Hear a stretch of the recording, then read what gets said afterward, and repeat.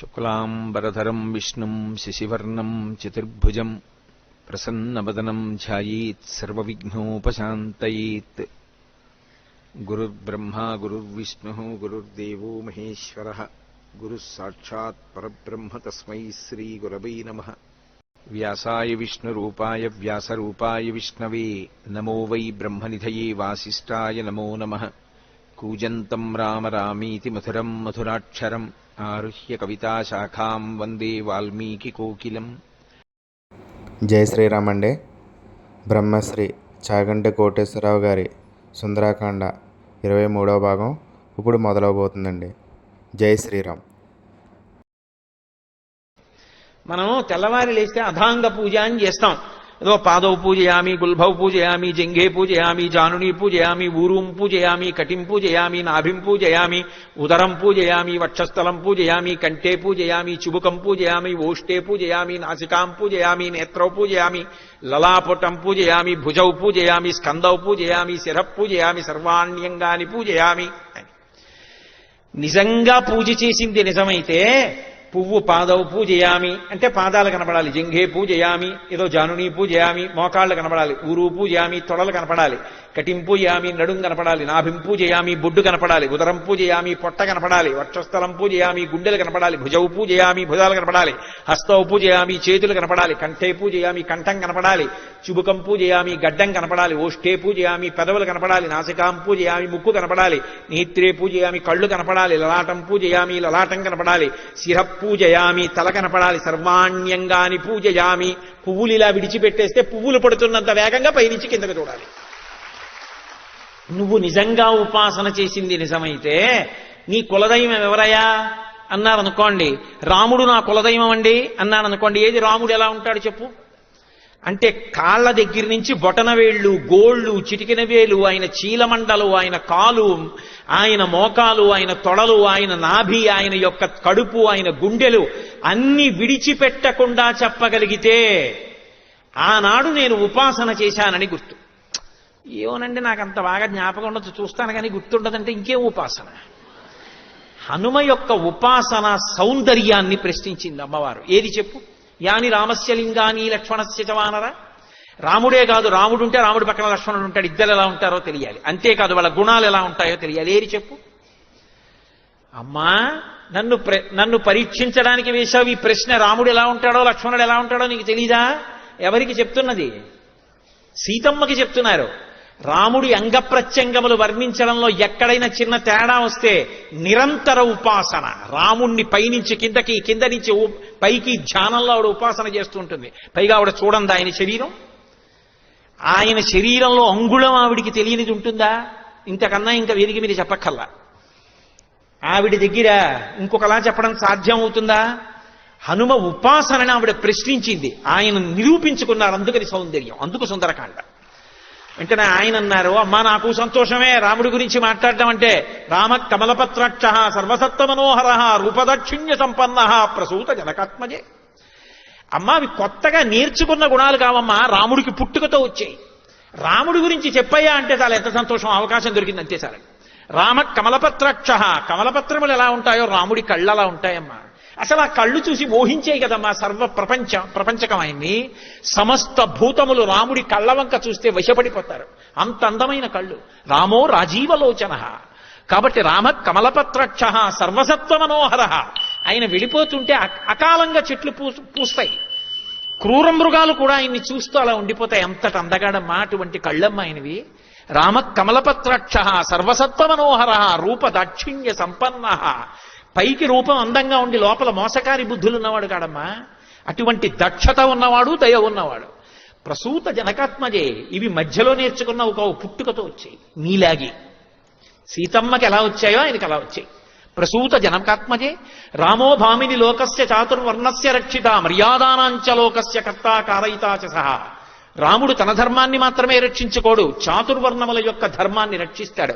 మర్యాదానాంచ లోకస్య, మర్యాదా పురుషోత్తముడు. ఇలా ఉండాలి కట్టుబాటు అంటే అని చెప్తాడు. ఆ కట్టుబాటు అలా జరిగేటట్టు చూస్తాడు. కట్టుబాటు తప్పడం రాముడికి ఇష్టం ఉండదు. అంటే ఆచారకాండ మీద అంత నమ్మకం ఉన్నవాడు. యజుర్వేద వినీతశ్చ వేద విద్భి సుపూజిత ధనుర్వేదే చ వేదేషు వేదాంగేషు చ నిష్ఠిత. అమ్మ రాముడికి వేదాలన్నీ తెలుసు, యజుర్వేదం విశేషంగా తెలుసు. యజుర్వేదంలో పుట్టాడు. యజుర్వేదంలో పుట్టలేదని అప్పయ్య దీక్షితారు వారు ఏడిచారు. యజుర్వేదం ఎందుకంత గొప్పదైందంటే యజ్ అంటే ఆరాధన. యజుర్వేదం దక్షిణ దేశంలో చాలా ఎక్కువ. కృష్ణ యజుర్వేదం చదువుకున్న వాళ్ళే అందరూ. యజుర్వేదం చదువుకుంటే దేవతల్ని ఆరాధించి దేవతల యొక్క అనుగ్రహాన్ని పొందడం తెలుస్తుంది. అందుకే మీరు చూడండి, రామాయణంలో లక్ష్మణస్వామి వచ్చి అరణ్యకాండలో మాట అంటాడు, అన్నయ్య పర్ణశాల నిర్మించమన్నావు, పరవానస్మి కాకుత్సా త్వైవర్ష శతం స్థితే స్వయంతు రుచిరే దేశే క్రియాతుమితి మాం వద అన్నాడు అరణ్యకాండ. అన్నయ్య పర్ణశాల కట్టాను, ఎటువంటి లక్షణాలతో ఉండాలో అలా కట్టాను. అన్నయ్య నువ్వు సీతమ్మ లోపలికి ప్రవేశించండి అన్నాడు. లక్ష్మణస్వామి వంక చూసి నవ్వి రాముడు అన్నాడు, లక్ష్మణ గృహప్రవేశం అలా చేయకూడదురా. గృహప్రవేశం చెయ్యాలి అంటే మొట్టమొదట కర్తవ్యం వాస్తుశమనం సౌమిత్రే చిరజీవిభి. ఒక ఇంట్లోకి ప్రవేశించే ముందు తప్పకుండా ఆ ఇంట్లో గృహదేవతలు, ఆ ఇంట్లో ఉండేటటువంటి ఇతర భూతములు అనుగ్రహించాలి అంటే కర్తవ్యే వాస్తుశమనం, వాస్తు పూజ, వాస్తు హోమము చెయ్యాలి. చేసే హోమంలో దేవతలకు హవిస్సు ఇవ్వాలి. దేవతలకు హవిస్సు ఇచ్చి ఇంట్లోకి ప్రవేశించాలి. నాకు ఆ మంత్రములు వచ్చురా, వెళ్ళి నేను పదార్థాలు చెప్తాను పట్రా, హోమం చేసి లోపలికి ఎడదాం అన్నాడు. ఆయన అంతటి యజుర్వేదవేత్త, ఆయనకి తెలియనిదేం లేదు. అందుకని యజుర్వేద వినీతశ్చ వేద విద్భిస్సు పూజిత ధనుర్వేదే చ వేదేషు. ధనుర్వేదం బాగా తెలుసున్నవాడు. వేదాలే కాదమ్మా, వేదాంగేషు చ నిష్ఠిత, వేదము యొక్క అంగములన్నీ చదువుకున్నవాడు. అందుకే సభలో కాలు మీద కాలు వీరాసనం వేసుకుని అందరికీ పాఠం చెప్తాడు, వేదాంత పాఠం. వైదేహీ సహితం సురద్రుమతలే హైమే మహామండపే మధ్యే పుష్పకమాసనే మణిమయే వీరాసనే సుస్థితం అగ్రే వాచయతి ప్రభంజనసుతే తత్వం మునిభ్యపరం వ్యాఖ్యాంతం భరతాధిభి పరివృతం రామం భజే శ్యామలం. వేదాంత పాఠం చెప్తుంటాడు. అటువంటి మహానుభావుడమ్మా. కాబట్టి యజుర్వేద వినీతశ్చ వేద విద్భిస్సు పూజిత ధనుర్వేదే చ వేదేషు వేదాంగేషు చ నిష్ఠిత తేజసాదిత్య సంకాశ క్షమయా పృథివీ సమః బృహస్పతి సమోబుద్ధ్య యశసా వాసవో సమః. అమ్మ రాముడంటే వేరొక సూర్యుడమ్మ. ఆయన భూమి మీద నడిచి వెళ్ళిపోతుంటే సూర్యుడు ఎడుతున్నట్టు ఉంటుంది. తేజసాదిత్య సంకాశ. ఎక్కడి నుంచి వచ్చిందో తెలుసా తేజస్సు? ధర్మానుష్ఠానం చేత వచ్చిన తేజస్సమ్మ అది. తేజసాదిత్య సంకాశ క్షమయా పృథివీ సమః. భూమికి ఎంత ఓర్పో అంత ఓర్పమ్మాయింది. ఆయనే కట్టు తప్పితే ఈ లోకాలు నిలబడవు. అందుకు కదమ్మా ఇంకా నిలబడ్డాడు రావణాసురుడు. కాబట్టి క్షమయా పృథివీ సమః బృహస్పతి సమో బుద్ధ్య. బుద్ధిలో బృహస్పతి లాంటి వాడమ్మా. యశసా వాసవో సమః. కీర్తిలో ఇంద్రుడి లాంటి వాడమ్మా ఆయన. అటువంటి మహానుభావుడమ్మా. రక్షిత జీవలోకస్య ధర్మస్య పరిరక్షిత రక్షిత స్వస్య ధర్మస్య స్వజనస్య సంరక్షిత. ఆయన లోకాలన్నీ రక్షిస్తాడు. ఆయనని నమ్ముకుని ధర్మాన్ని నమ్ముకున్న వాళ్ళని ప్రత్యేకంగా రక్షిస్తాడు. వాళ్ళ కోసం నిలబడతాడు. వీరరాఘవ విజయరాఘవ అని 2 పేర్లు అందుకే ఆయనకి. ఎప్పుడూ ధనస్సు పట్టుకుని నించుని ఉంటాడు. ఎవరు ఆయనని నమ్ముకున్నారో వాళ్ళ కోసం ఎంత కిందకైనా వచ్చేస్తాడు. తులసీదాస్ గారు రాత్రి నిద్రపోతున్నారు.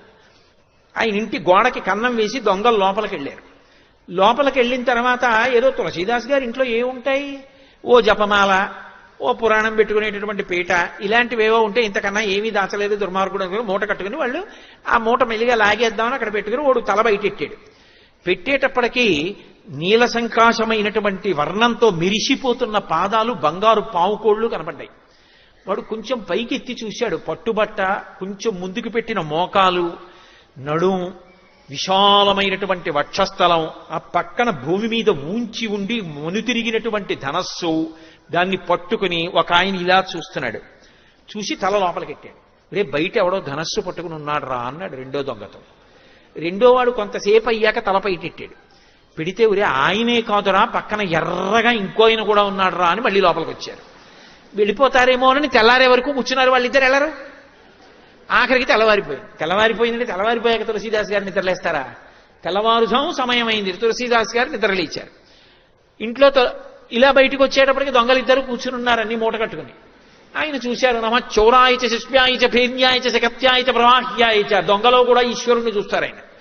ఆయన అన్నారు, అయ్యయ్యో అదేమిటి అలా మూట కట్టు కూర్చున్నారు, వెళ్ళిపోయారా అన్నారు. ఆ పాటి ఇంగిత జ్ఞానం మాకు లేక కాదు. బయటికి ఎడదామంటే ఇద్దరు నించున్నారు. ఒకడు నల్లగా ఉన్నాడు, ఒకడు ఎర్రగా ఉన్నాడు. రాత్రంతా నించునే ఉన్నారు. పైగా చేతిలో కోదండాలున్నాయి. ఇలా చూస్తున్నారు. కానీ ఎంత అందంగా ఉన్నారు. అలా చూసిన వాళ్ళ అంతం ఏమిటో అలా ఉంది. ఎవరు వాళ్ళని తులసీదాస్ గారిని అడిగారు. తులసీదాస్ గారు బోర్న ఏడ్చారు. ఇంతోటి నా పురాణ పీఠం ఆచమన పాత్ర కోసం రాత్రంతా నించున్నారా రామలక్ష్మణులు ఇద్దరూ కాపు కాయడానికి. కాబట్టి మహానుభావుడు ఆయన ఎవరి కోసం రాలేదు. ఒకానొకనాడు త్యాగరాజస్వామి గారు దక్షిణ దేశంలో వచ్చిందే ఒక్కసారి యాత్రకి. ఓ జమీందారు ఇంటికి వెడితే జమీందారు గారు ఏదో 500 రూపాయలు ఇచ్చాడు. ఇస్తే శిష్యుడు అన్నాడు, మా గురువుగారు డబ్బులు ఇచ్చుకోరు అన్నాడు. మీ గురువుగారు శ్రీరామనవమి ఉత్సవాలు చేస్తారట కదా, ఉత్సవానికి ఇస్తున్నాడు, ఇది రాముడి కోసం ఇచ్చాను తీసుకోమన్నాడు. రాముడి కోసం ఇస్తే మా గురువుగారి కోసం కాదు కదా, అతను తీసుకుని ఆ పల్లకి బొంత కింద ఎట్టాడు. పల్లకి వెళ్ళిపోతోంది అరణ్యంలో. మర్నాడు దొంగలు అట్నుంచి వచ్చారు, అందరూ పారిపోతున్నారు బాటసారులు. ఈ పల్లకి మోస్తుండగా శిష్యుడు అన్నాడు, గురువుగారు మనం కూడా వెనక్కి వెళ్ళిపోదాం అన్నాడు. ఎందుకురా మన దగ్గర ఏముందని, వాళ్ళు వస్తే మాత్రం ఏం పుచ్చుకుంటారు, పో ముందుకన్నాడు. అంటే ఆయన నసిగాడు. ఎందుకు నసుగుతున్నావు అన్నారు. నిన్నటి రోజున జమీందారు గారు 500 ఇచ్చారండి తీసుకున్నానన్నాడు. ఎందుకు తీసుకున్నావు అన్నారు. మీకోసమని తీసుకోలేదు, రామనవమి ఉత్సవాలకి రాముడి కోసం తీసుకున్నానన్నారు. ఎక్కడ పెట్టామన్నారు. మీరు కూర్చున్న పల్లకీలో మీ బొంత కిందే ఉందన్నాడు. అయితే అది నా డబ్బు కాదుగా రాముడిది కదా. అవును, రాముడు ఇచ్చుకోవాలనుకుంటే దొంగలకి ఇచ్చుకుంటాడు, దక్కించుకోవాలంటే దక్కించుకుంటాడు, నీకెందుకు నాకెందుకు పద. పల్లకి వెళ్ళిపోతోంది. దొంగలు రానే వచ్చారు. వీడు ఒక్కడు ధైర్యంగా వెళ్ళిపోతున్నాడు. ఏమిటంటే పల్లకీ దగ్గరికి అంత దూరం నుంచి కొంచెం దగ్గరికి వచ్చారు. వెంటనే ఆజానబాహుం అరవింద దళాయతాక్షం, ఆయన పెద్ద పెద్ద కళ్ళతోటి రామలక్ష్మణులు ఇద్దరూ కోదండాలు పట్టుకుని కనపడ్డారు. ఎలా? ఆకర్ణాంతము బాణాన్ని లాగి పట్టుకుని ఉన్నారు. వాళ్ళిద్దరూ వెనక్కి తిరిగి పరిగెడుతున్నారు, వీళ్ళిద్దరూ తరుగుతున్నారు.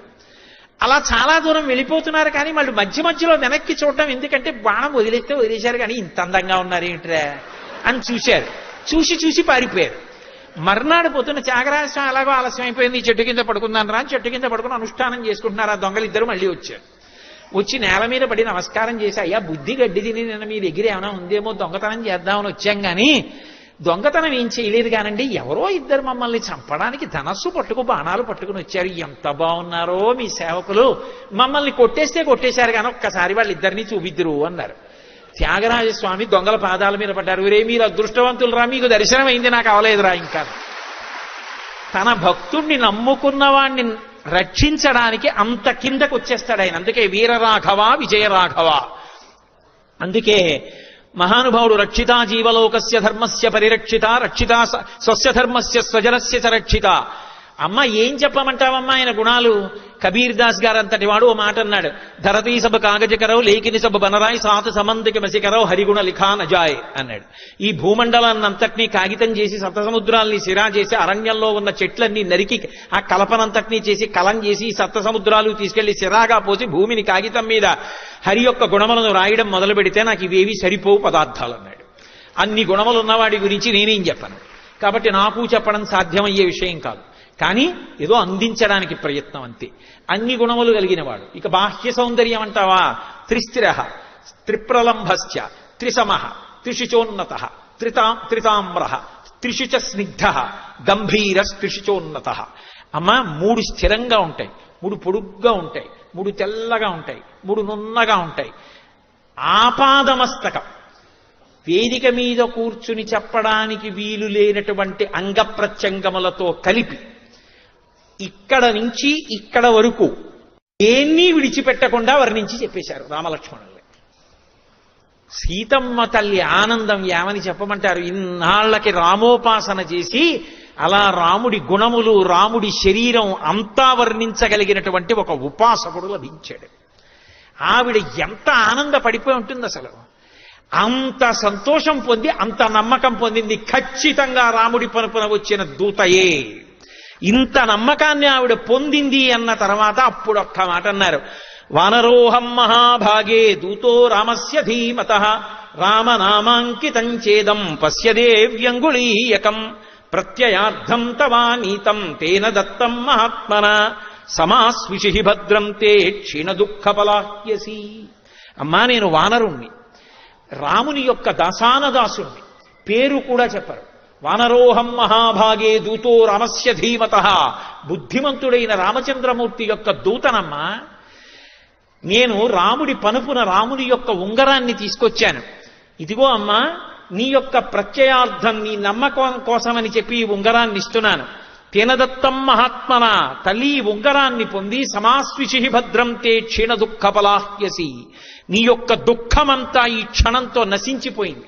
నువ్వు ఇక సమాశ్వాసాన్ని పొందుతావు, నువ్వు ఎంతో సంతోషంగా ఉంటావు, అమ్మా నన్ను నమ్ము అని పరమ సంతోషంతో ఆ ఉంగరాన్ని తీసి సీతమ్మ తల్లి చేతిలో పెట్టారు. పెట్టగానేట మహర్షి అన్నారు, గృహీత్వా ప్రేక్షమాణాసా భర్తుక్కర విభూషణం భర్తారమివ సంప్రాప్త జానకీ ముదితాభవత్. అనుకోని కాలంలో అకస్మాత్తుగా రామచంద్రమూర్తి వచ్చి ఎదురుగుండా నిలబడితే ఇంతకాలం నుంచి చూడాలి చూడాలి చూడాలని తాపత్రయపడుతున్నటువంటి రాముడు ఎదురుగుండా వస్తే పులకాంత అయినటువంటి సీతమ్మ సిగ్గుపడి. జై శ్రీరామ్ అండి. బ్రహ్మశ్రీ చాగంటి కోటేశ్వరరావు గారి సుందరాకాండ 23వ భాగం పూర్తయిందండి. 24వ భాగంలో మళ్ళీ కలుసుకుందామండి. జై శ్రీరామ్.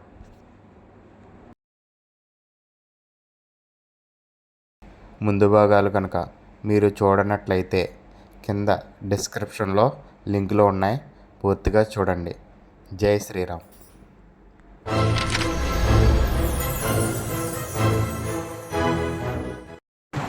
హాయ్ ఫ్రెండ్స్, మా ఛానల్ని ఇప్పుడే సబ్స్క్రైబ్ చేసుకోండి, బెల్ ఐకాన్ మోగించండి మరియు లైక్ చేయండి, షేర్ చేయండి.